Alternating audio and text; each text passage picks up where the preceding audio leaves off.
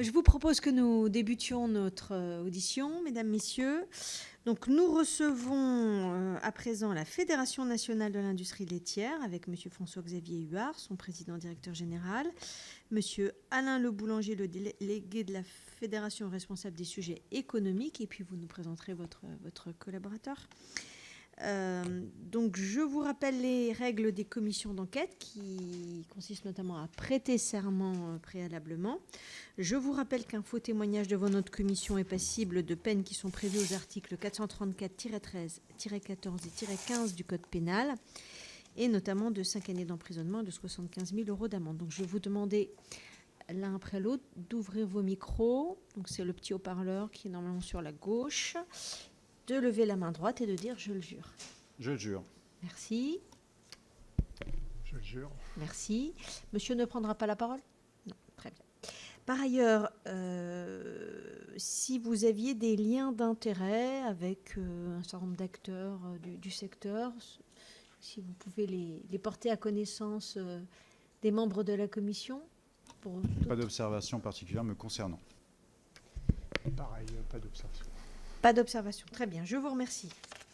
Donc nous sommes ravis de vous entendre. Nous avons déjà entendu un certain nombre d'acteurs de la filière laitière, mais votre syndicat a une connaissance et une approche, enfin votre fédération plutôt, une connaissance, une approche globale et transversale. Donc on sera particulièrement intéressé de connaître votre analyse, notamment des lois EGalim, avec quelques années de recul sur les bénéfices ou pas apportés à la filière laitière, et puis des éléments qui concernent bien sûr à la fois la construction des prix dans votre filière et globalement l'influence du cadre législatif. Monsieur Huard, vous disiez il y a quelques semaines que 50% de la collecte de lait française est négociée hors de nos frontières. Donc c'est vrai que si vous pouvez nous étayer ces propos. Et puis, je dirais aussi nous donner votre analyse de ce que vous pensez des modèles du type C'est qui le patron qui se développent beaucoup, ou des démarches territoriales qui se développent beaucoup aujourd'hui un peu partout en France. Est-ce que vous pensez qu'elles contribuent à une meilleure répartition de la valeur ajoutée du producteur au distributeur? Donc nous allons vous laisser la parole, peut-être si vous intervenez tous les deux, ou que vous, Monsieur le Président, au départ. Je ferai le propos liminaire et puis nous serons à votre disposition pour les questions. Très bien, donc nous vous laissons la parole pour une dizaine de minutes et puis ensuite Madame la rapporteure vous posera ses questions. Merci Madame la Présidente, Madame la rapporteure, Mesdames les sénatrices, Messieurs les sénateurs. Je vous remercie pour votre invitation à intervenir devant la commission d'enquête pour évoquer le sujet des marges des industriels et des distributeurs dans le cadre de la filière laitière. Avant tout, peut-être un rappel des chiffres clés de la fédération et de ses entreprises adhérentes. Donc, on représente une centaine d'entreprises adhérentes de toute taille, de la PME au grand groupe. Nous avons la chance d'avoir 4 groupes laitiers dans le top 15 mondial. Ce sont des leaders mondiaux sur le lait, les produits frais, les spécialités fromagères. On est aussi très fiers d'avoir 80% de petites et moyennes entreprises dans les rangs de la FNIL, très majoritairement des entreprises familiales, 3e, 4e, 5e génération, implantées dans les territoires et créatrices de valeur et d'emplois. On représente 300 sites de fabrication sur l'ensemble du territoire, laiterie, fromagerie, 36 000 salariés, 12 milliards de litres de lait collectés et transformés par an, soit la moitié de la collecte française. On réalise 40% de notre chiffre d'affaires à l'export et notre chiffre d'affaires annuel est de 20 milliards d'euros, ce qui représente une des premières industries agroalimentaires de France, et nous en sommes fiers. Il est important et même salutaire que la question des marges soit revenue dans le débat public. Pendant trop longtemps, le mot marge a été présenté comme suspect. Or, une marge n'est ni un privilège, ni une rente. C'est une condition de survie économique. Rétablir des marges correctes dans l'agriculture et dans l'agroalimentaire est la condition sine qua non pour assumer une rémunération digne des producteurs, investir dans nos outils industriels, maintenir l'emploi et l'activité dans les territoires ruraux, financer la transition écologique et énergétique et, au fond, garantir notre souveraineté alimentaire. Dans le secteur laitier, nous transformons chaque année plus de 24 milliards de litres de lait collectés quotidiennement sur tout le territoire. Cette activité repose sur une logistique complexe, des usines fortement capitalistiques, des exigences sanitaires parmi les plus élevées au monde et une pression concurrentielle intense, à la fois nationale et européenne. Sans marge suffisante, il n'y a ni investissement, ni innovation, ni capacité d'adaptation. Le véritable sujet, selon nous, ce n'est pas seulement celui du niveau des marges à un instant donné. mais celui de la création ou de la destruction de valeur dans les filières alimentaires françaises. Depuis près de 15 ans, nos filières ont été marquées par une guerre des prix d'une intensité inédite dans la grande distribution. Cette guerre des prix a produit plusieurs effets. Une pression continue à la baisse sur les prix fournisseurs, une banalisation des produits alimentaires réduits à des produits d'appel, une érosion de la valeur sur l'ensemble de la chaîne, des producteurs aux transformateurs. Le consommateur a pu en bénéficier ponctuellement de prix bas, mais à quel prix collectif? Décapitalisation des exploitations agricoles, sous-investissement industriel, perte de compétitivité à l'export, fragilisation de nos outils de transformation en zone rurale. Et dans le secteur laitier, nous avons dû faire face simultanément à la volatilité des marchés mondiaux, à la hausse du coût de l'énergie, des salaires, de l'emballage, aux exigences croissantes en matière environnementale et à une pression commerciale constante. Recréer de la valeur dans les filières alimentaires est indispensable. Cela suppose que chaque maillon puisse dégager une rentabilité minimale lui permettant d'investir et de se projeter. Contrairement à certaines idées reçues, les marges des industriels laitiers ne sont ni excessives ni en expansion. Les données de l'étude Banque de France publiée par la Fédération nationale de l'industrie laitière en septembre 2025 montrent que les taux de marge opérationnels du secteur laitier sont structurellement inférieurs à la moyenne de l'industrie agroalimentaire. Nous sommes en 2024 à 1,1% de marge nette, c'est-à-dire le résultat net rapporté au chiffre d'affaires. Contrairement à l'industrie agroalimentaire, on est à peu près à 3%, l'industrie manufacturière à 5%, et la moyenne en France, toute activité confondue, est à 8%. Et le plus grave, c'est que depuis 5 ans, ces marges sont en baisse. Nous sommes dans une industrie à forte intensité capitalistique, à marge faible et très exposée à la volatilité. Les entreprises laitières ont absorbé une partie importante de chocs de coûts récents. Énergie, gaz, électricité, matières premières agricoles, emballage, transport. Lorsque les prix à la consommation augmentent, cela ne signifie pas mécaniquement que les industriels accroissent leurs marges. Une large part de ces hausses correspondent à des hausses de coûts subies. La réalité économique est donc bien différente d'un discours simplificateur opposant industriels, agriculteurs et consommateurs. Et nous travaillons en ce moment même avec les équipes de l'Observatoire de formation des prix et des marges pour intégrer les résultats de l'étude Banque de France dans le rapport 2026, comme cela a été fait depuis de nombreuses années, et assurer la pleine transparence sur nos marges pour lesquelles nous n'avons rien à cacher.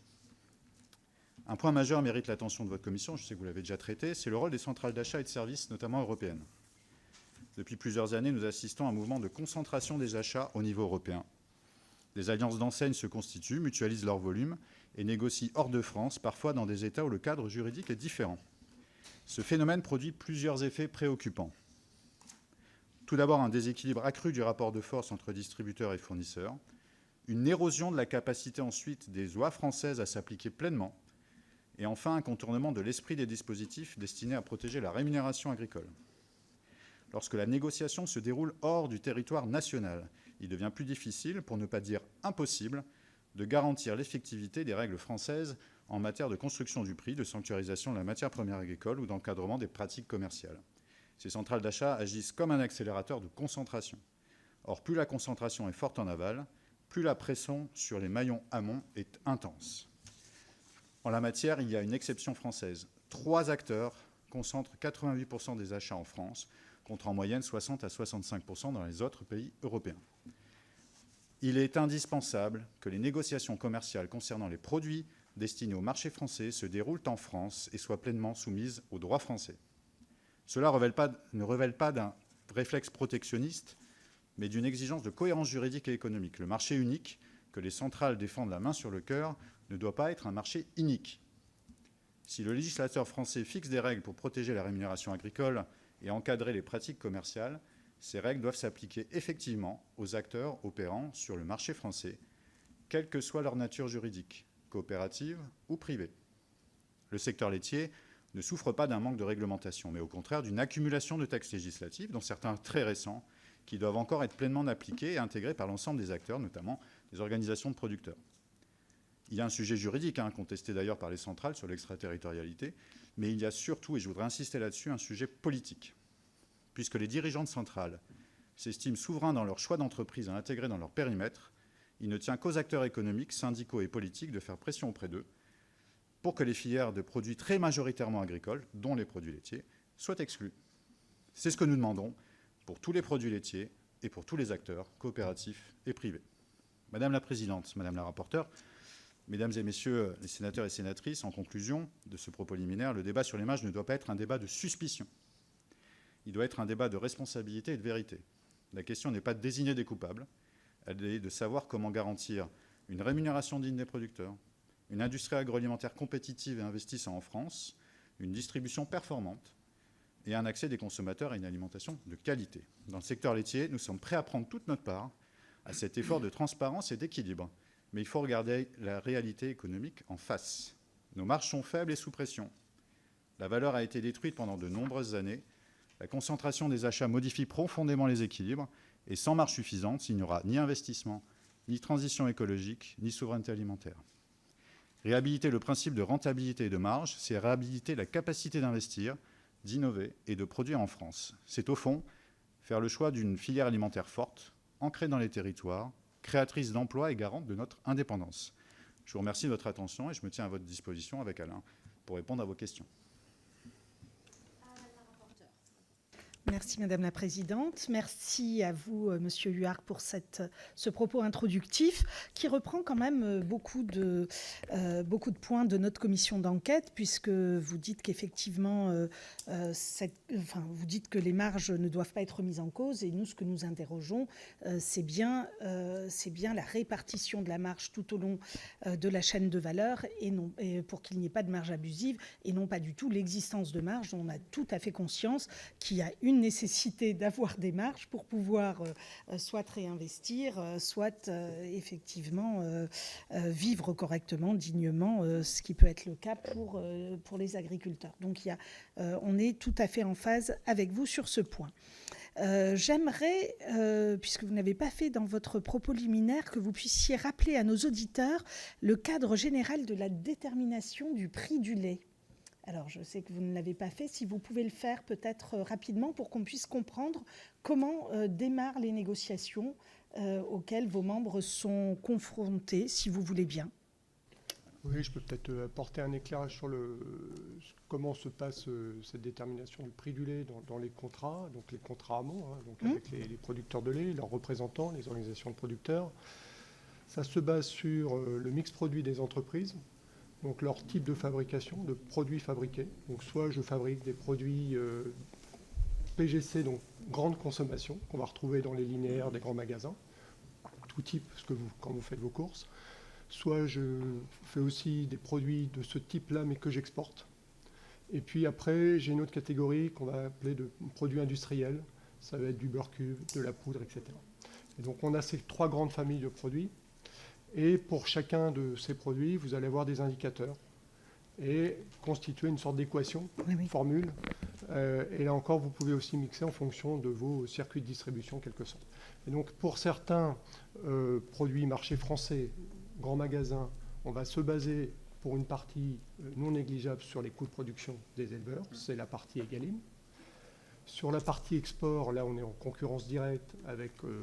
Alors si c'est des produits de grande consommation, c'est rarement du très très grand export, quoique ça dépend des produits, mais globalement on peut être sur les marchés européens, et là on est en concurrence directe avec nos concurrents européens. Donc souvent l'indicateur, certains peuvent s'appuyer sur le prix allemand, parce que c'est un indicateur, c'est le plus gros marché, c'est un indicateur de comparaison. Et puis après sur ce troisième segment, produits industriels, on a des cotations de marché. Qui sont publiés par France Agrimaire et sur lesquels en fait, les industriels et les organisations de producteurs vont puiser ces statistiques-là pour les intégrer dans leur équation. Donc en fait, chacun va avoir sa propre équation. Vous pouvez avoir une PME qui n'est que sur un marché français et donc qui peut se dire moi je ne suis pas exposé au marché international et donc je m'appuie que entre guillemets, sur mes négociations internes. Et puis, d'autres vont mixer ces trois composantes. Voilà. Donc, il s'agit pour eux, dans un contrat cadre, de définir la bonne équation correspondant au mix produit et puis aux attentes à la fois de l'entreprise et de l'organisation de producteurs.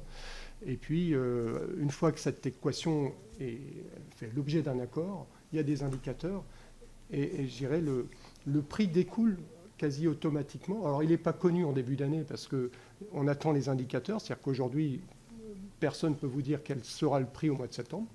sauf à avoir un autre système, mais voilà, aujourd'hui sur ce schéma. Et donc on se base sur les indicateurs, et au fur et à mesure des mois, les indicateurs tombent, sont intégrés dans les formules, et ça donne le prix du lait qui va être payé auprès des organisations de producteurs, enfin auprès des producteurs via leur OP. Très bien. Écoutez, je vous remercie. Est-ce que vous pourriez également revenir, c'est peut-être pour vous, Monsieur le Président, quelques instants sur les récents désaccords qui ont traversé votre filière et qui se sont notamment manifestés par la démission, puis par le retour du président de votre interprofession? Peut-être sur ce point-là, l'interprofession est le bras armé d'une filière, et on a la chance avec la filière laitière d'avoir à la fois un outil interprofessionnel puissant et qui a permis de développer à la fois de la contractualisation et de l'échange et du dialogue dans la filière. L'interprofession, c'est comme une famille. Elle a des membres, et dans ces membres-là, des fois, on a des perceptions différentes, des trajectoires différentes. Et le débat permet aussi de pouvoir exprimer aussi ces différences de perception. Ce qui nous a traversé au cours de l'année 2025, c'est face à une filière qui est en pleine révolution par rapport au marché, révolution par rapport à une construction du prix de marché. Il faut comprendre une chose, Madame la rapporteure, c'est que pendant longtemps, le prix du lait était négocié dans les couloirs de l'interprofession, et on sortait d'une période de quotas laitiers où l'organisation était très régulée. On en est sorti dans les années 2010 pour la fixation du prix du lait, à la fois parce qu'on avait des questions d'autorité de la concurrence qui nous ont contraints à pouvoir trouver un autre mode de système, et puis la sortie des quotas laitiers était aussi la possibilité pour les éleveurs et les transformateurs d'aller chercher des nouveaux marchés et de s'organiser par rapport à ces marchés-là. Et donc, il y a toujours un tiraillement dans la filière laitière entre ceux qui peuvent être un peu nostalgiques de ce mode de fixation et d'autres, comme plutôt la FNIL, où on essaye de se dire qu'il faut qu'on essaye d'adresser ces nouveaux marchés et de profiter à la fois de la fin des quotas et de la mise en place de la contractualisation et des règles EGalim, qui sont quand même un bouclier relativement puissant pour nous permettre de préserver à la fois la construction du prix en marge avant et les marges aussi des producteurs, de pouvoir essayer de profiter de ces conditions de marché. Mais la question, c'est d'être compétitif. Et donc, les difficultés qu'on a pu rencontrer dans la filière sont liées à ces différences d'interprétation et ces doctrines différentes qu'on peut avoir entre certains collèges. Mais la filière laitière, elle a eu des hauts et des bas depuis sa création, et elle en aura encore. Ce qui compte à la fin, c'est de se retrouver autour d'une table et de dialoguer, ce qui est notre souhait. Je vous remercie. Alors, vous nous avez dit tout à l'heure que la moitié, enfin non, vous avez dit pas tout à l'heure, mais ça a été repris par la présidente, pardon, que 50% de la collecte de lait française est négociée hors de nos frontières. J'entends donc que les négociations se passent à un niveau européen et que vous avez affaire, en tout cas pour la plupart de vos membres, pour la moitié de vos membres, à des centrales européennes de négociation. Oui. Alors j'aimerais tout d'abord savoir si, par oui ou non, des PME françaises sont contraintes de négocier avec des centrales européennes. Non. Merci. Pas aujourd'hui. Aujourd'hui, les centrales européennes... Alors, je reviens sur la déclaration que j'ai eue, parce qu'on pourrait penser que c'est 50% de l'ensemble de la collecte laitière française, c'est-à-dire sur les 23 milliards. En fait, c'est 50% de la collecte laitière de nos adhérents. C'est-à-dire qu'on collecte et on transforme 12 milliards de litres de lait. Et pour vous donner un ordre d'idée, Alain a parlé d'un mix produit. En fait, si on regarde, si on prend une sorte de laiterie France, une laiterie France, elle aurait comme débouché 50%, entre 45 et 50% en grande et moyenne surface, donc dans la distribution, à peu près 30 à 40% vers l'export. Et le différentiel, c'est des ingrédients et le fait d'apporter de l'approvisionnement en produits laitiers à des industries agroalimentaires dans leurs recettes. Donc ce qui concentre, les 50%, c'est ça, c'est cette partie GMS, grande et moyenne surface, des 12 milliards de nos adhérents. Et aujourd'hui, alors on est presque à 50% avec l'arrivée de Concordis, on est entre 40 et 50% là-dessus, ce qui aujourd'hui oscille, on va dire, bon an mal an, entre 4 milliards de litres de lait et 6 milliards de litres de lait. Et donc, la mise en place de ces centrales d'achat est un accélérateur de concentration, comme je l'évoquais, Donc on a déjà des acteurs de la distribution qui se sont concentrés. Et le phénomène n'est pas nouveau, mais il accélère la problématique qui est la nôtre, c'est-à-dire la diminution de nos marges et la diminution de notre capacité à pouvoir investir, à pouvoir payer le lait et à pouvoir continuer à faire vivre les territoires. Oui. Ajouter un petit complément, parce qu'effectivement, il n'y a que les 4 grandes entreprises qui sont concernées aujourd'hui par les centrales d'achat.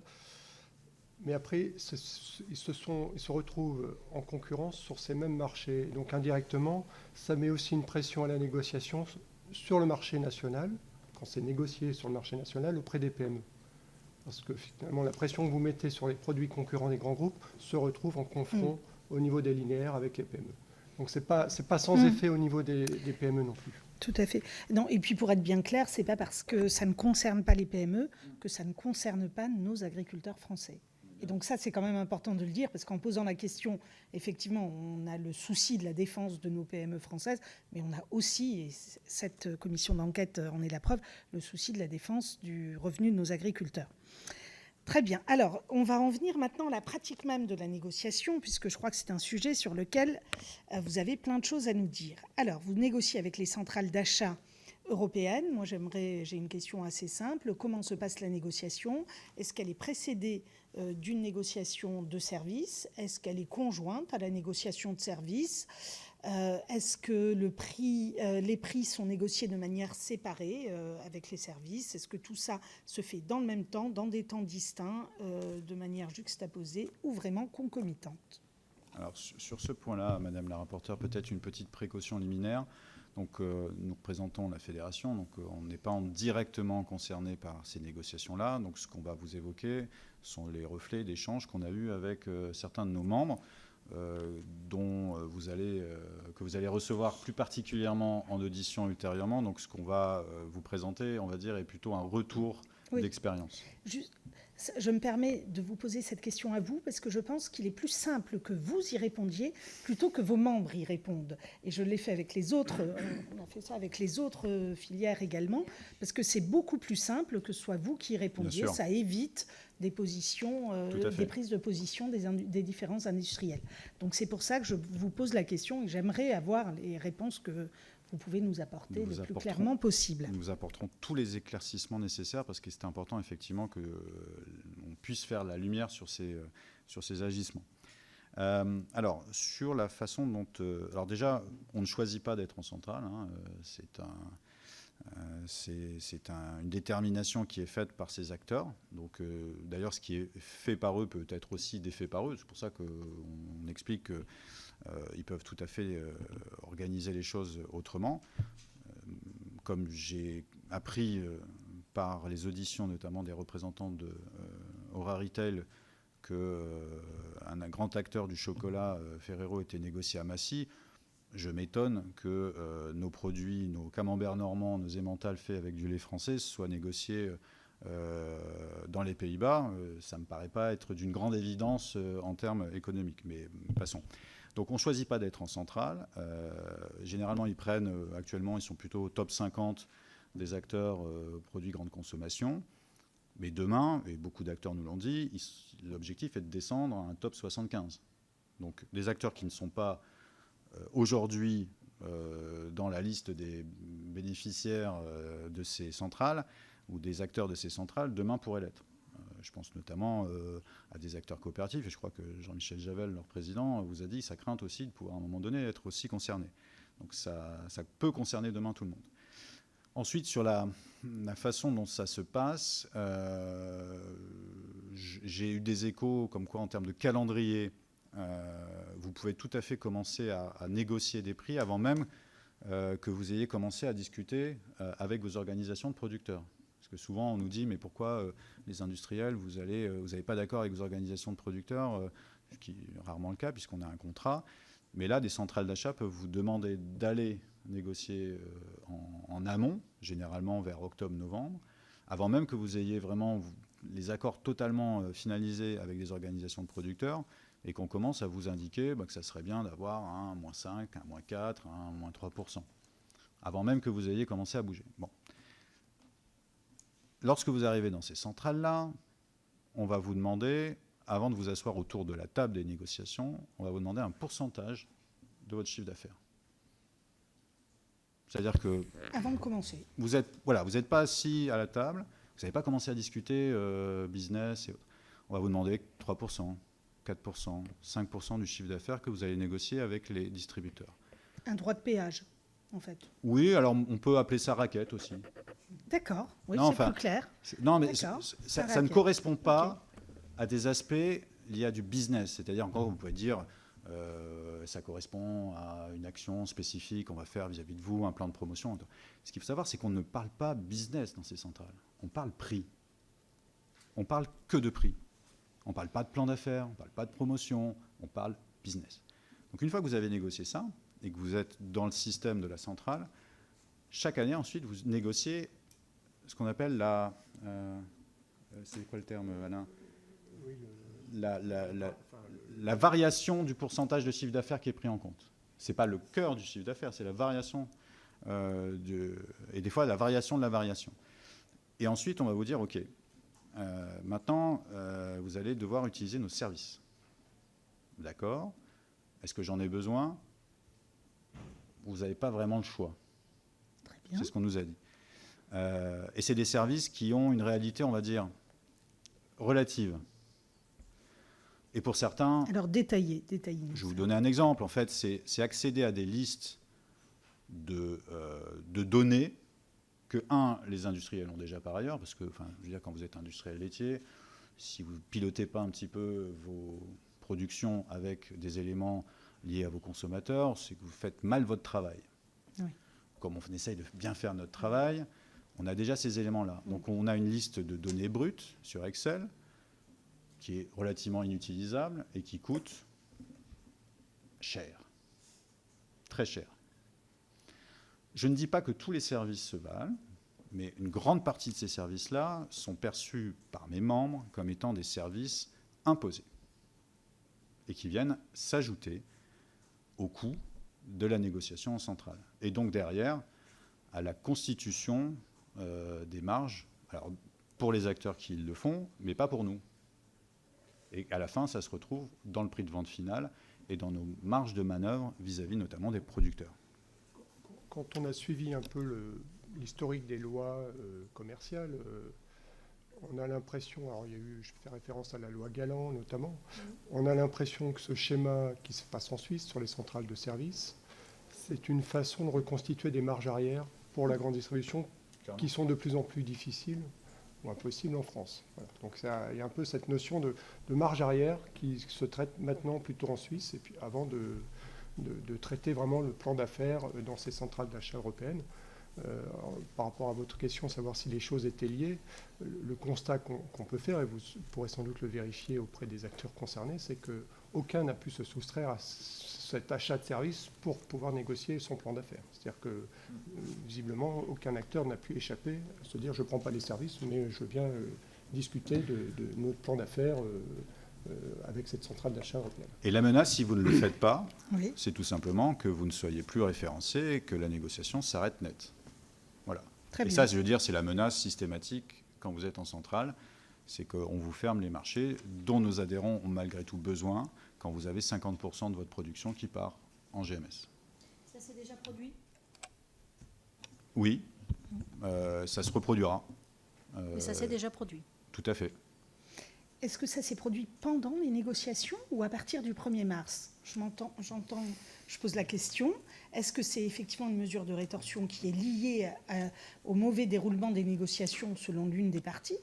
Ou alors, est-ce que c'est un refus des conditions qui sont proposées et dire à partir du 1er mars, je ne référence plus vos produits ? Ce qui n'est pas tout à fait la même chose. Ça se produit aux deux moments, à tous les moments, potentiellement.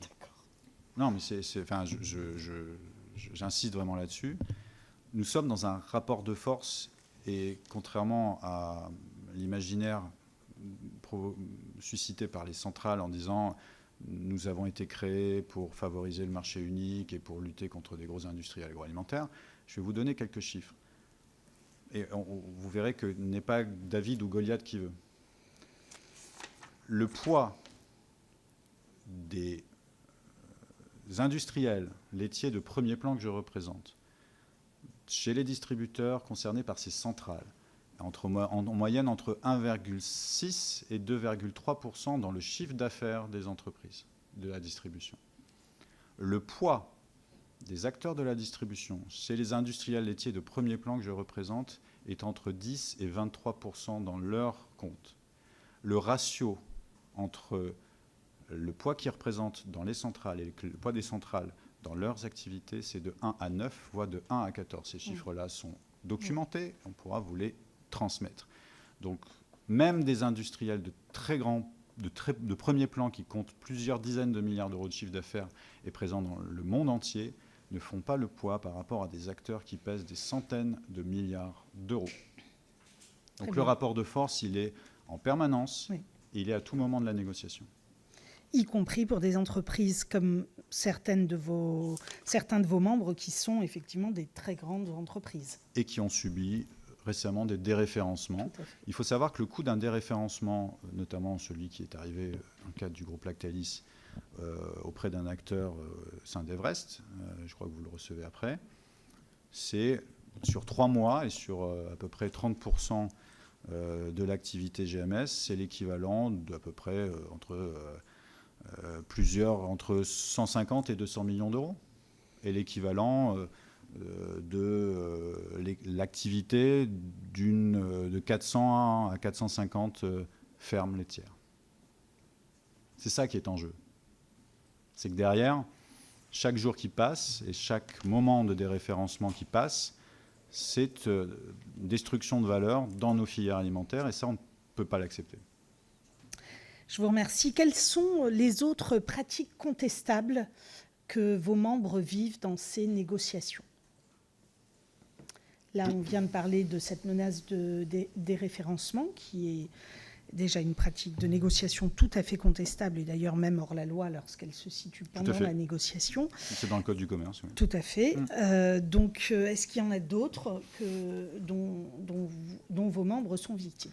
La première qui me vient en tête, c'est la question liée à la sanctuarisation de la matière première agricole, qui, nous, est quand même une avancée historique des lois EGalim et qui, dans la filière laitière, a permis de préserver durablement la construction du prix en marche avant, partant des coûts de production des éleveurs, sur la partie, effectivement, France.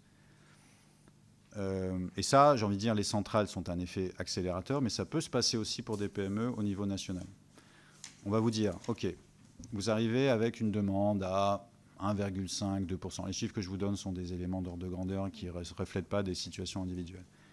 Allez-y. On va vous demander un 5, un 2 parce que vous comprenez, le prix du lait augmente, on a des propres coûts qui progressent, les salaires également progressent, donc on arrive avec 1,5 et 1,2. Ah bon, nous on veut moins 5.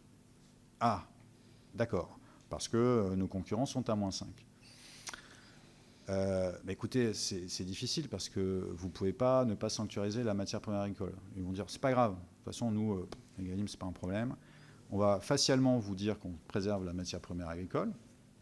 Donc on va faire un 5 à 2 sur la matière première agricole, mais je vais vous demander moins 7 ou moins 8 sur la MPI, sur la matière première industrielle, c'est-à-dire l'énergie, les salaires, les amortissements, le transport, la logistique, la maintenance. Et on leur dit, mais c'est pas possible. Comment voulez-vous qu'on paye de la MPA? C'est la même main, c'est le même corps qui paye d'un côté à droite la MPA et qui ensuite paye ses équipes et ses salariés. C'est pourtant ce qui arrive tous les jours dans les boxes de négo en France ou ailleurs.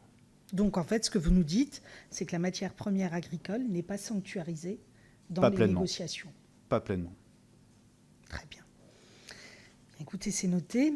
Est-ce qu'on peut venir, puisque vous parlez de matière première agricole, sur l'option 3, qui est, j'allais dire dénigrée, mais oui, on peut dire ça, qui est à la fois critiquée, dénigrée par absolument toute la grande distribution qui était à votre place précédemment. Donc j'aimerais que vous nous en disiez un mot, nous dire quand est-ce que vos membres l'utilisent, qu'est-ce qu'elle représente et pourquoi elle est si décriée. Alors, l'option 3 représente à peu près 70% des négociations actuellement chez nous. Donc ça veut dire qu'il y a aussi des entreprises qui négocient en option 1 et 2. Il faut rappeler quand même que l'option 3 a été faite pour un certain type d'entreprise. L'option 1 étant vraiment je le fais vraiment de manière schématique, pour l'identification de la MPA dans un produit donné, avec le lait pour le yaourt, le fruit qui vient dans le yaourt aux fruits. L'option 2, c'est par des catégories de produits. Donc on monte sur des entreprises qui sont en capacité de faire des catégories de produits différents. Et l'option 3, c'est quand vous avez non seulement des catégories de produits différentes et une multitude de références dans ces catégories de produits. Donc l'option 3 n'est pas un moyen pour échapper à quoi que ce soit. Ça correspond à un modèle économique d'entreprise qui sont liés à un mode de calcul par rapport à une diversité de catégories de produits. Ensuite, l'option 3 pour nous est l'option la plus robuste pour préserver à la fois la certification par un tiers et également le secret des affaires. Je crois que d'autres intervenants vous l'ont expliqué, les distributeurs sont aussi des fabricants de produits sous marque distributeur. Et lorsque vous négociez avec eux, il peut y avoir des informations qui peuvent être utilisées à des fins commerciales par ailleurs pour pouvoir repositionner des produits sur des innovations qui ont été créées avec de la recherche et du développement chez des industriels laitiers privés. Et oui. Oui, je peux vous interrompre là, Bien sûr. parce que j'aimerais comprendre ça. Votre recette, elle n'est pas écrite, mais en tout cas, vos ingrédients, ils sont écrits sur votre produit.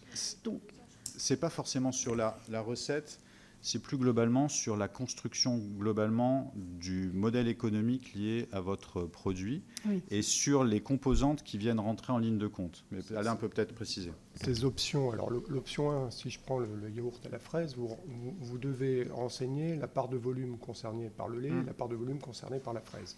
Et la même chose en termes de prix. C'est-à-dire que mon tarif, il est de temps, ma fabrication, mais j'ai tant qui 30%, c'est lié au prix du lait, 30% c'est la fraise, etc. Et voilà, donc je peux avoir un peu plus, par exemple, un point un peu plus important en volume sur le lait et un peu moins par rapport au prix de la fraise, par exemple. Voilà. Sur la deuxième catégorie, vous êtes toujours ce yaourt à la fraise, et là, vous dites, mon yaourt à la fraise, je globalise la fraise et le lait, tout ça, ça fait 80% de mon tarif. Tout à fait. Et voilà. Et l'option 3 Et l'option 3, vous avez yaourt à la fraise, yaourt à la pêche, du beurre, de la crème. Vous dites, mon plan d'affaires, c'est tout ça. Et dans un contrat grande distribution, vous avez tout ce plan d'affaires qui est négocié. Vous n'avez pas un contrat par référence. Vous avez un contrat sur l'ensemble de votre gamme. Donc sur l'ensemble de vos yaourts, vous allez dire, c'est plus 2,5% qui inclut l'augmentation du lait, l'augmentation de la fraise, l'augmentation de l'abricot, l'augmentation... Voilà. Enfin, voilà. Et donc ça devient très vite ingérable, parce qu'on avait regardé ça en détail quand c'était sorti, notamment avec des PME. Je ne parle même pas des grands groupes, mais même des PME qui sont multiproduits. Et, l'option 1 ou l'option 2, ça voudrait dire décomposer la part de volume et de prix référence par référence, ce qui est extrêmement complexe. Ça poserait aussi une autre difficulté, c'est-à-dire qu'avec cette fameuse clause de révision automatique qu'on peut mettre dans les contrats, c'est-à-dire que vous auriez mon yaourt à la fraise qui augmente parce que la fraise a augmenté, et puis un dessert au chocolat qui baisse, etc. Et comment vous gérez dans un même contrat ces évolutions contraires, voilà. Et donc cette option 3, elle permet aussi de lisser un peu les évolutions qui peuvent être contraires d'une matière première agricole, de la fraise au cacao dans un produit laitier. Voilà.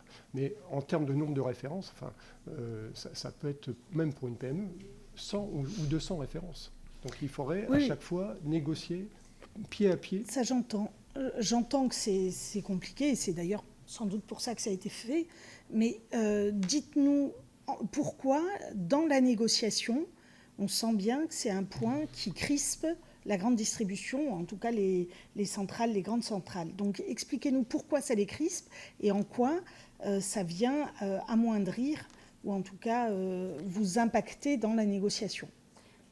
Et je rajouterais que moi j'entends dans la critique des distributeurs, c'est qu'en fait l'option 3, comme elle globalise tout, ils n'ont pas la capacité, enfin que le commissaire aux comptes même n'aura pas forcément les éléments préalables pour certifier raisonnablement en fait ce qu'il certifie. En fait, ils remettent en cause le travail du commissaire aux comptes en disant que de toute façon, il n'a pas tous les éléments au moment de son analyse pour certifier en connaissance de cause. Alors, sur ce point-là, je suis venu, Madame la Présidente et Madame la Rapporteure, avec les 79 pages de la Commission nationale des commissaires aux comptes qui retrace les diligences que le commissaire aux comptes doit faire. Ce document est public, on pourra le porter à votre connaissance.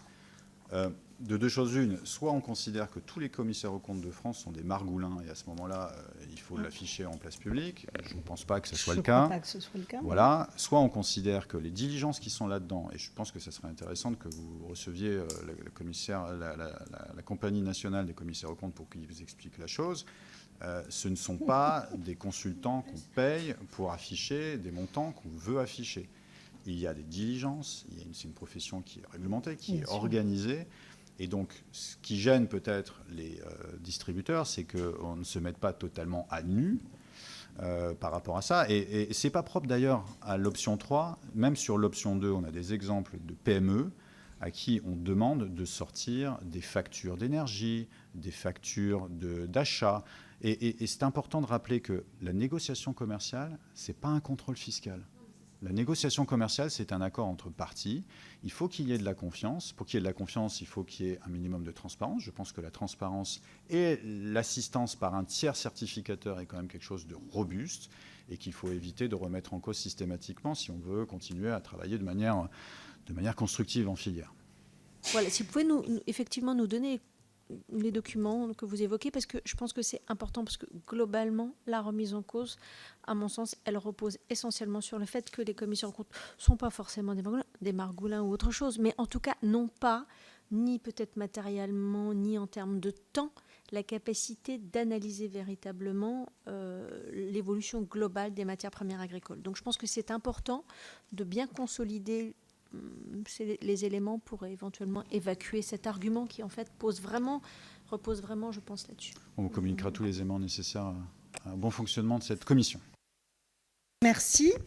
Alors, j'aimerais maintenant continuer à vous entendre sur Egalim, mais plus généralement, j'aimerais savoir quel bilan vous tirez de ces lois Egalim. Vous savez que depuis plusieurs années, l'objectif est d'améliorer la rémunération des agriculteurs.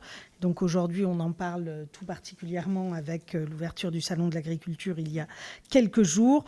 L'objectif, c'est de bien rémunérer les agriculteurs sans compromettre le pouvoir d'achat des consommateurs.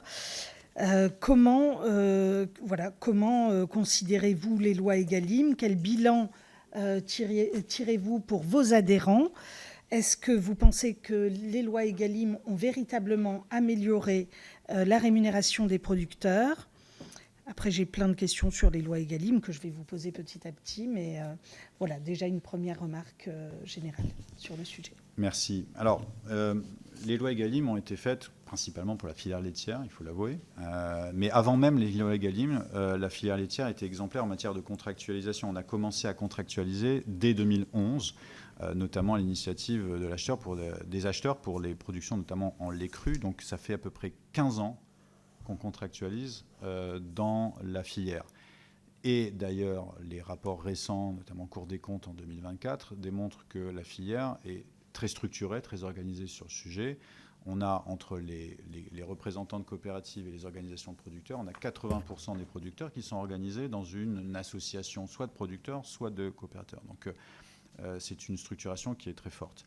Les lois Egalim 1 et 2 sont venues compléter un dispositif législatif en obligeant la prise en compte des coûts de production et de travailler dans la détermination d'un prix du lait acheté aux producteurs et en généralisant l'obligation de contractualisation écrite pluriannuelle. On est sur des contrats de 5 ans qui donnent de la prévisibilité vis-à-vis des éleveurs entre les producteurs agricoles et les premiers acheteurs.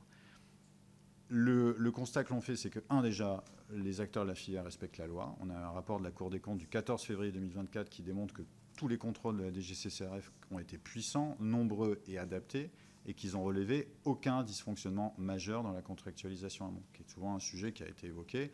Et on y travaille, nous, à la Fédération, particulièrement avec nos membres, pour qu'on soit au carré et au cordeau sur le sujet. La construction du prix dans la filière laitière se fait en marche avant. Egalim 2 a instauré un principe de non-négociabilité, normalement, et l'automaticité de l'évolution du prix tout au long du contrat pluriannuel. Ce prix s'impose aux acheteurs transformateurs et doit s'imposer aux distributeurs. Ce résultat, comme l'a indiqué Alain, c'est le résultat d'une formule de prix qui est intégrée dans un contrat cadre. Souvent, j'entends dire la filière laitière, c'est une négociation avec un rapport de force. Pas du tout. S'il y a bien une filière qui est contractualisée, dans laquelle le droit des contrats a une place, c'est la filière laitière. Et donc, l'effet positif de la loi Egalim, le premier effet positif, c'est le prix du lait. Le prix du lait a augmenté de 40% sur les 4 dernières années. Est-ce qu'on aurait pu le faire sans Egalim ? Les évaluations des parlementaires et des spécialistes ont du mal à déterminer quel était le poids d'Egalim, du poids direct des acteurs, mais malgré tout, on peut dire qu'il y a eu un effet positif qui a permis la prise en compte des coûts de production et des marges des producteurs qui n'ont jamais été aussi élevées depuis 10 ans. Alors, le prix du lait a une autre dynamique ces derniers mois, mais malgré tout, on ne peut que se satisfaire qu'on a permis à des producteurs d'investir dans leurs fermes, d'acheter des robots de traite, d'investir dans des salles de traite et donc de pouvoir contribuer à une meilleure rémunération. Très bien. Donc pour vos membres, vous le dites quand même très clairement, les lois Egalim ont rempli une grande partie de leur objectif. Tout à fait. Pour la filière laitière, et on invite tous ceux... Alors, j'ai une petite formule qui dit que les lois d'Egalim ont tellement de vertus qu'il y a très peu de secteurs qui veulent se l'appliquer. Donc voilà, donc la filière laitière est particulièrement intéressée. Je sais que les viticulteurs souhaitent aussi pouvoir peut-être y réfléchir. Ce qui ne veut pas dire que les lois Egalim ne sont pas perfectibles.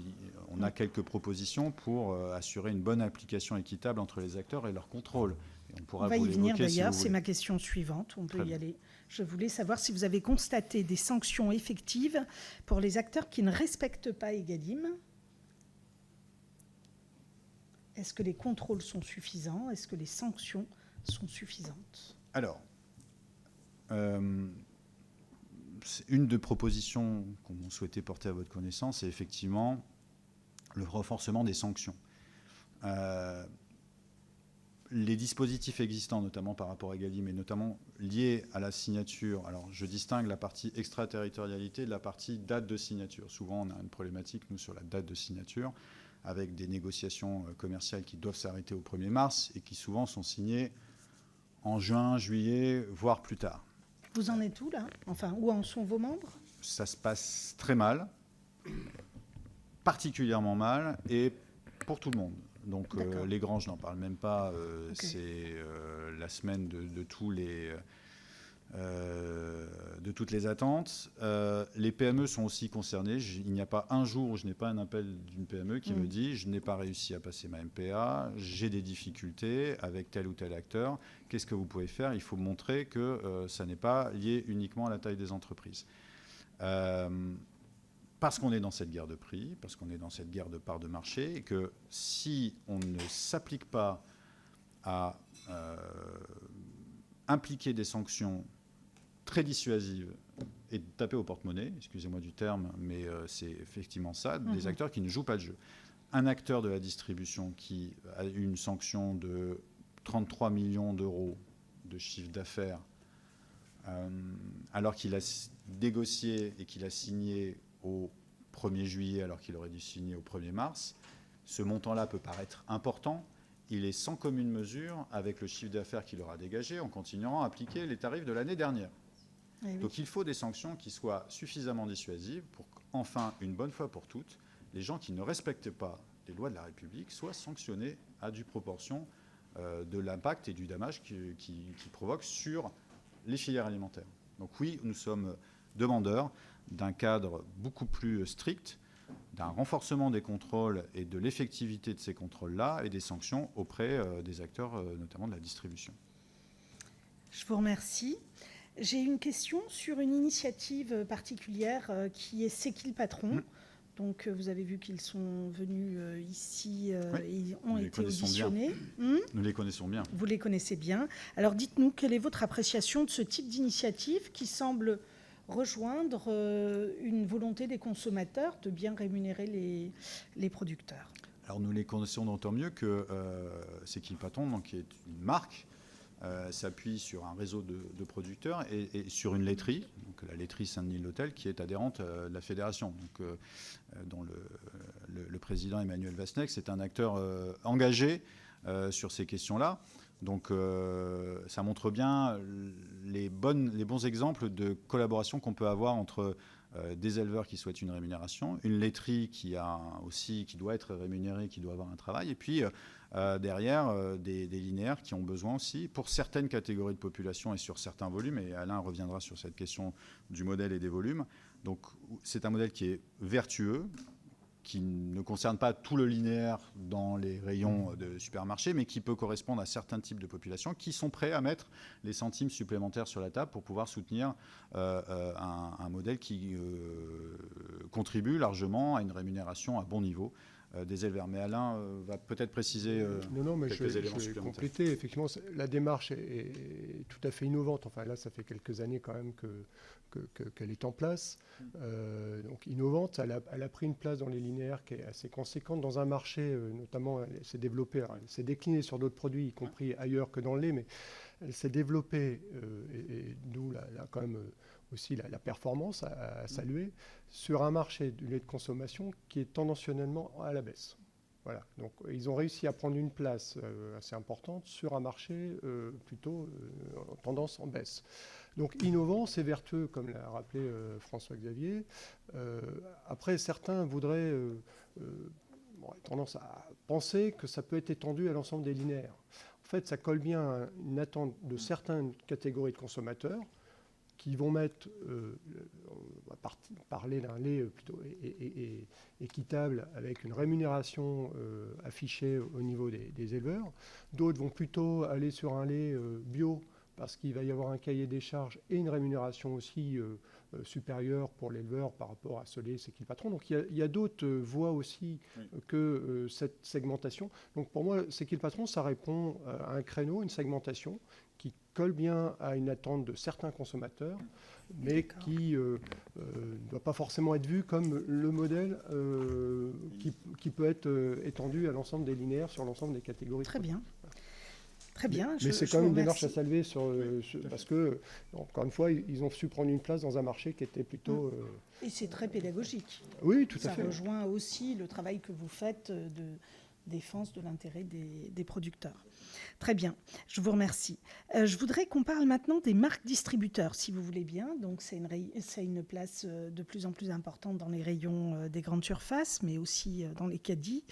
Moi, je voulais savoir si vous avez une idée de ce que représentent les marques distributeurs pour vos adhérents, en moyenne, dans le chiffre d'affaires de vos adhérents. J'aimerais également savoir si vous notez dans le retour de vos adhérents des différences entre les marques distributeurs, le traitement qu'ils ont entre les différentes marques distributeurs, puisque j'imagine que pour un certain nombre, ce sont eux qui les réalisent. Voilà. Et puis, comment vous expliquez les différences de prix en rayon entre les marques distributeurs et puis les marques nationales, compte tenu que, quelquefois, ce sont les mêmes entreprises qui les réalisent. Je vous remercie. Alors, sur ce point-là, on n'a pas de chiffres précis sur la répartition, parce que vous comprenez bien que ce sont des éléments de secret des affaires qui sont compliqués à nos adhérents de consolider au niveau national. Ce qu'on voit, c'est une progression des marques distributeurs aujourd'hui qui représente pour certains produits laitiers près de la moitié du flux d'affaires.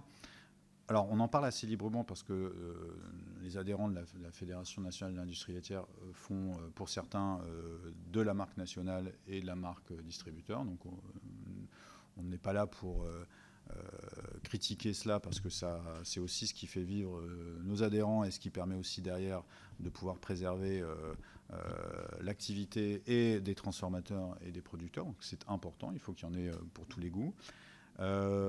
Sur les marques distributeurs, on peut remarquer qu'effectivement, depuis une quinzaine d'années, elles ont pris une dynamique de croissance par rapport aux marques nationales et que ce n'est pas forcément les marques nationales qui ont plus évolué en prix. J'ai en tête un graphique qu'on pourra vous transmettre, notamment de Circana, qui démontre qu'en termes d'évolution et d'inflation, les marques distributeurs ont pris un peu plus, alors elles partaient de plus loin aussi, que les marques nationales. Et souvent, dans l'organisation un petit peu des discussions de marge et dans le plan d'affaires qui est discuté avec les distributeurs, souvent on peut remarquer qu'il y a un peu plus de niveau de marge au niveau GMS qui est négocié sur la marque distributeur que sur certaines marques nationales. Voilà. Donc après, ça relève de l'organisation propre à chaque entreprise. Sur les recettes, je ne rentrerai pas dans le débat sur le niveau de qualité différent ou autre. Ce qui compte, par contre, c'est il y a un besoin pour des marques nationales et il y a un besoin pour des marques distributeurs. Les marques nationales sont aussi ce qui permet, on a la chance en France, et je suis sûr que vous en consommez beaucoup, d'avoir des marques iconiques qui se transmettent de génération en génération depuis quelques siècles. C'est une force, c'est un investissement, c'est une innovation, c'est du marketing. C'est aussi un ancrage dans la culture populaire. Quand je vous dis les produits laitiers, nos amis pour la vie, tout le monde connaît. Et un certain nombre de marques sont connues également. Les marques distributeurs correspondent à un besoin de rapport qualité-prix du consommateur. Les marques nationales, c'est aussi la volonté pour le consommateur de pouvoir s'appuyer sur une marque qu'il connaît bien, qu'il a mangée de famille en famille depuis des générations et qui sait qui soutient derrière une laiterie, des producteurs qui, dans son entourage, sont installés dans des communes rurales.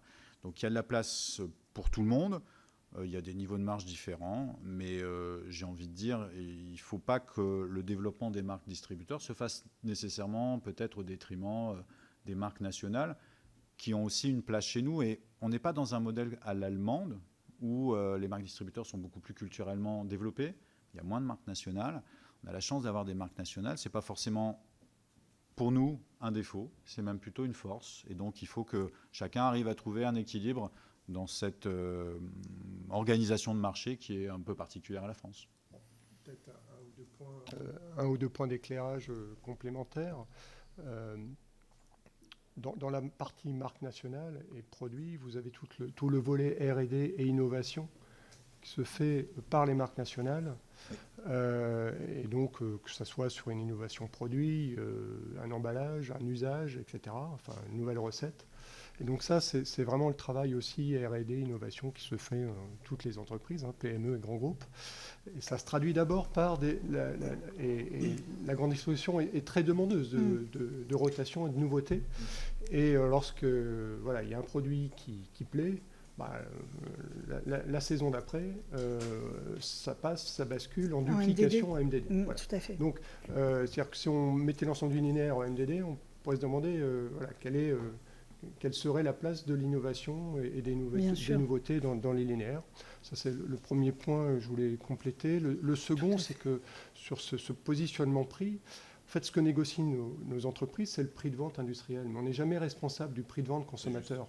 C'est-à-dire que c'est au distributeur d'affecter la marge qu'il souhaite, que ce soit sur les produits de marque ou les produits de MDD. Donc parfois, il peut jouer un petit peu aussi ce jeu-là en se disant... moi, je l'ai vécu sur une PME où volontairement, en tout cas, le distributeur avait positionné une marge sur son produit de marque extrêmement élevée, et ce qui le mettait en risque sur son positionnement produit, alors que son produit de vente industriel était du même niveau que son produit MDD. Tout à fait. C'est vrai que ça donne aux distributeurs un peu tous les pouvoirs, à la fois celui de mettre en marché des produits et de fixer les prix des produits concurrents. Et sur le troisième point, c'est pourquoi certains industriels, en fait, dans le propos liminaire de François-Xavier, on parlait de cette industrie qui est une industrie à capitaux lourds, et donc avec des marges faibles. Effectivement, si vous avez accès à des volumes supplémentaires avec la MDD, sur des outils qui sont assez lourds, effectivement, ça amortit aussi vos charges de structure. Donc c'est compliqué pour certains opérateurs de devoir se passer complètement de la MDD. Donc c'est pas c'est cet équilibre qu'il faut trouver, mais ça répond là aussi à des attentes consommateurs parfois différentes. Mais je voulais apporter ces trois éléments d'éclairage complémentaire. Alors j'ai encore deux questions, si je suis dans les temps. Ma première question, c'est les différences entre les marges bio et non bio. Alors je détaille ou c'est bon pour vous. En fait, clairement, est-ce que les prix de vente de vos adhérents de produits bio versus produits non bio sont-ils du même ordre d'idée que les prix de vente de ces mêmes produits, bio et non bio, en grande distribution? Autrement dit, y a-t-il une surmarge qui est faite par la grande distribution au moment de la vente de produits bio par rapport à ce qui est fait par les industriels. Alors moi, je vais avoir Je vais vous demander peut-être- d'accélérer parce que du Oui. coup, il va y avoir quelques questions. une difficulté peut-être à répondre précisément, parce que, mais c'est une question qui pourrait être posée plutôt à la grande distribution, pour comment ils gèrent leur taux de marge. Mais ce qu'on peut constater dans un plan d'affaires, c'est que globalement, il faut qu'un rayon, ça tourne. Et que plus ça tourne, et que sur certains rayons bio, on a pu constater avec des difficultés de pouvoir d'achat à une époque, on a connu une crise bio, ça va nettement mieux depuis quelques mois, mais qu'effectivement c'est linéaire, il y avait moins de rotation, et donc ça pouvait expliquer du point de vue du distributeur qu'ils prennent une marge un peu plus conséquente en pourcentage sur le produit bio par rapport à un produit conventionnel, enfin les conventionnels, qui lui a une meilleure rotation. Voilà. Donc voilà un peu mon élément de réponse, mais ça serait plutôt une question à poser Bien sûr. sur leur taux de marge appliqué. Voilà. Vous comprenez que ça impliquera que le produit ait encore moins de rotation, puisqu'il sera un peu plus cher. Oui, non, mais d'accord. Et de la même façon, je ne sais pas si quand vous faites vos courses, vous pouvez des fois constater qu'il y a davantage de ruptures dans les produits bio, de rupture de rayon, parce qu'ils sont livrés, comme il y a moins de rotation, ils sont livrés moins souvent, alors que souvent le rationnement d'un linéaire, c'est une fois par jour. Voilà, en bio, c'est un peu moins. Et donc, il y a plus souvent des ruptures dans les produits laitiers bio que dans les produits laitiers conventionnels. Très bien. Je vous remercie. Merci. Alors moi j'ai une série de petites questions pour venir expliciter vos propos, puis ensuite notre collègue Evelyne Renaud-Carabelli aura aussi une question. Tout à l'heure, vous l'avez dit, Monsieur le Président, il y a eu beaucoup de valeurs détruites pendant des années. Alors pourquoi, par qui ? Cette valeur, elle est détruite par la guerre des prix qui a été mise en place. Il y a un narratif qui a été mis en place autour du pouvoir d'achat. Je ne dis pas que les Français n'ont pas des questions de pouvoir d'achat, mais on en a fait l'alpha et l'oméga de la façon dont on pilote les filières alimentaires. Et en fait, on ne pilote pas des filières par l'attrition de la valeur. On pilote les filières par la création de la valeur. J'ai, là aussi, c'est des éléments qu'on pourra vous transmettre, des données Circana. On a en France, sur l'année qui vient de s'écouler, on a des prix globalement, des prix de vente sur les produits de grande consommation qui sont légèrement en baisse, un peu aux alentours de moins d'1%. Le prix du millilitre de lait, là, c'est quoi pour vous, le prix référence aujourd'hui ? Pour une bouteille de lait ? Non, Non. pour les millilitres. Ah, pour les L'achat millilitres aux producteurs. Ce mois-ci, alors parce qu'il y a un prix de base pour les producteurs. Non, puis mais après, il y a moyen, les enfin, compléments, voilà. mais voilà, on va dire autour de 450 en ce moment. Voilà. Prix payé producteur, Ouais, c'est pas toute beaucoup. prime comprise. Voilà. En moyenne, on est ça. Les orientations sont plutôt vers la baisse parce qu'on a des cotations de marché mondiales qui sont plutôt à la baisse. D'où l'enjeu aussi de ces négociations commerciales de jouer Bien un sûr. vrai facteur Très d'amortissement. bien. Mais on est aujourd'hui autour Mais de alors, 450. voilà, qu'on comprenne. En fait, je ne demande pas de repartir dans des développements, mais quand vous dites avant, en fait, parce qu'on a l'impression qu'avant, on a détruit de la valeur, et donc maintenant, je comprends, du fait des lois Egalim ou de pratiques plus vertueuses, on en détruit moins. Mais en fait, qu'est-ce qu'il n'y avait pas avant ? C'est ça, il y avait une guerre des prix.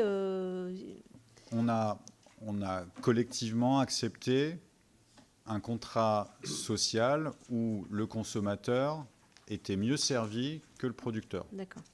Depuis 15 ans. Mais aussi parce qu'on était persuadé à un moment donné qu'en France, on pouvait s'en sortir par le tertiaire, la consommation, et que les usines, c'était mieux dans nos pays concurrents. On se rend compte qu'aujourd'hui, il faut réhabiliter l'acte de production. Et je ne dis pas qu'il faut moins bien traiter les consommateurs. On a des consommateurs qui ont des difficultés de fin de mois et des fins de mois qui commencent plutôt à chaque mois. Mais il est important aussi d'expliquer qu'on ne peut pas créer de la richesse ou la répartir si à un moment donné, on ne se donne pas les conditions de le faire. Et ce qu'on leur propose, c'est de... Alors, certains parleraient de partie de l'inflation. J'ai entendu Michel-Édouard Leclerc évoquer ça. J'irai peut-être pas jusque-là, mais on a des pays, l'Espagne, l'Italie, l'Allemagne, qui démontrent qu'avec un petit peu d'inflation alimentaire, absorbable par des consommateurs, c'est-à-dire qu'on parle de quelques euros l'année par ménage, on n'est pas non plus sur des sommes gigantesques, on arrive à recréer de la valeur et de la rentabilité chez les producteurs, chez les transformateurs et derrière également chez les distributeurs.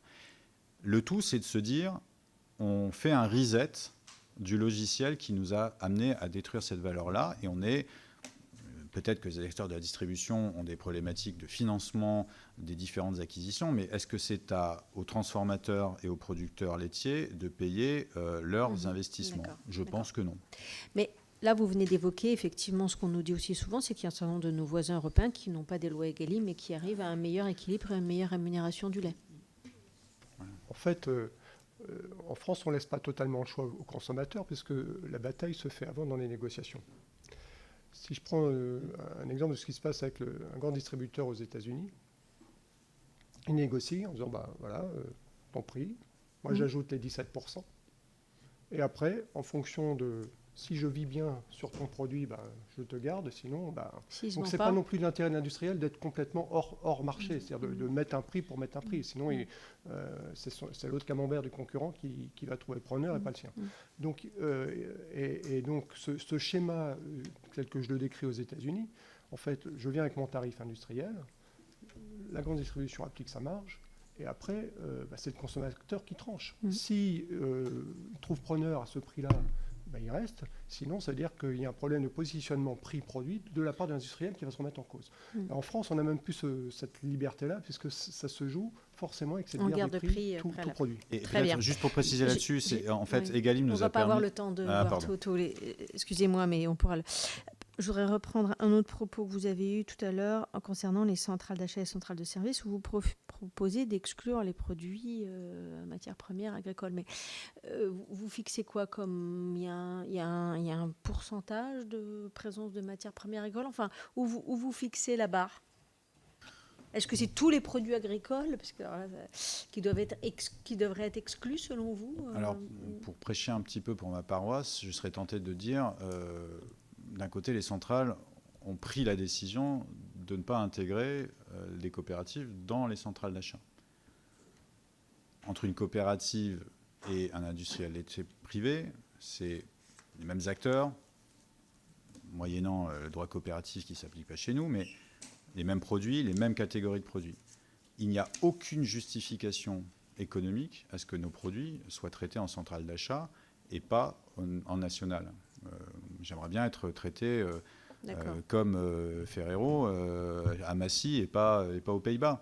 Donc, en fait, la matière première agricole dans un produit laitier, c'est au moins 50-60% du prix de vente fournisseur. Donc, je ne sais pas quelle est la part des autres. Effectivement, on ne peut pas mettre tout le monde. Si tout le monde négocie plus en centrale, à un moment donné, c'est compliqué. Mais c'est difficile de dire qu'un camembert, qu'un yaourt, qu'un litre de lait de consommation soit négocié aux Pays-Bas. Vous comprenez que c'est complètement aberrant économiquement et politiquement. En tout cas, voilà, si vous pouvez nous préciser par écrit les éléments par rapport à on ce vous que apportera vous voyez, des éléments des ratios par produit peut-être. Et Egalim avait positionné un pourcentage sur l'intégration des coûts de production dans la négociation, donc ça pourrait être ce même type de pourcentage. Reprendre le pourcentage, d'accord. Ok, des coûts de production. On entend aussi aujourd'hui qu'il pourrait y avoir un risque de rupture d'approvisionnement de lait en France, qu'on pourrait être en pénurie de lait.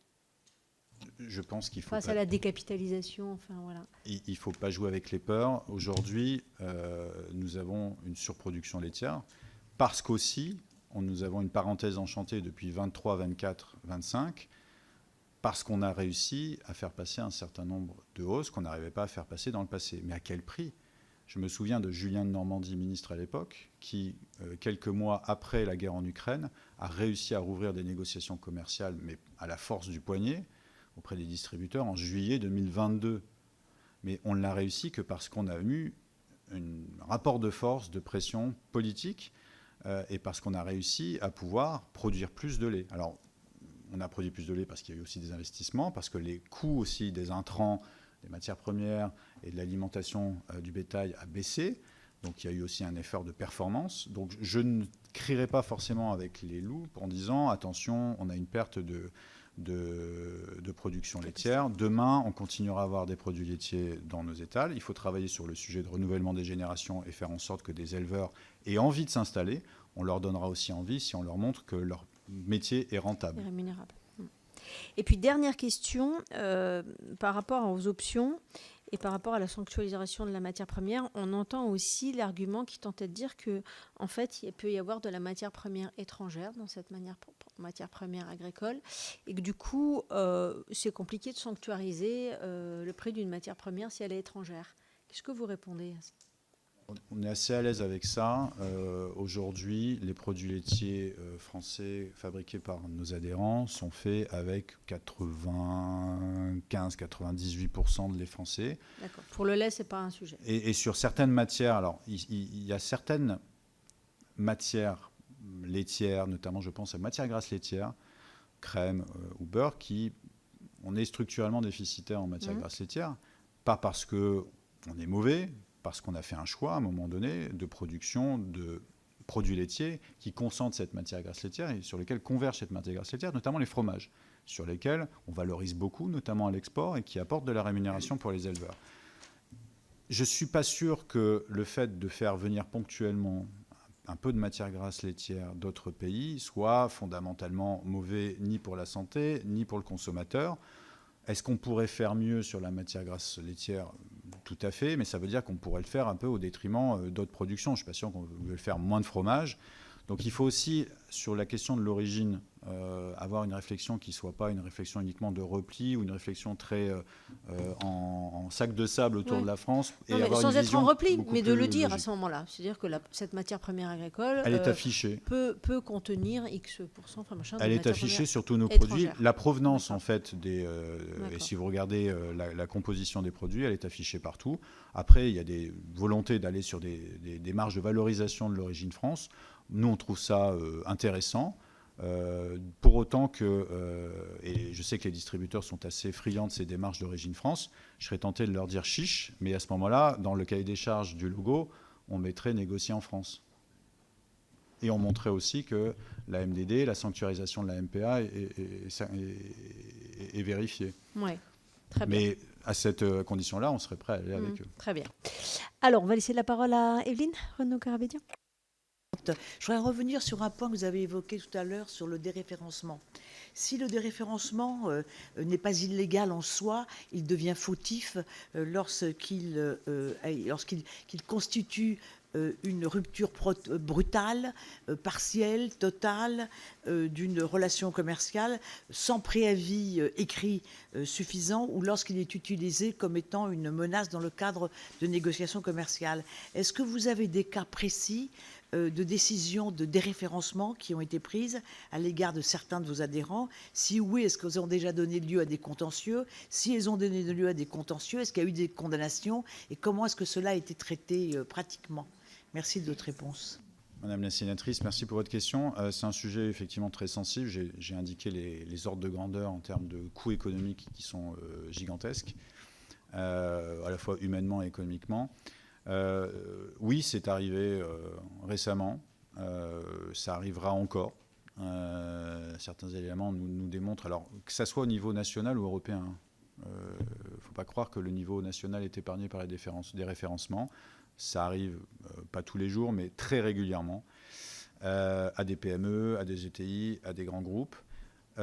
Malheureusement, ça ne donne pas lieu, je dis malheureusement, parce que en fait, le rapport de force dans la discussion commerciale pousse souvent les acteurs à privilégier des solutions non contentieuses pour garder des parts dans les linéaires et des parts également, une présence chez les distributeurs. Donc ça se négocie plutôt de cette façon-là. Et le contentieux est souvent le dernier recours. Et à ma connaissance, j'ai pas de questions en tête spécifiques sur un cas qui aurait été amené sur un contentieux. Ça se négocie dans un plan d'affaires global avec le distributeur et l'entreprise. Et on va rarement jusqu'à la partie contentieuse, malheureusement.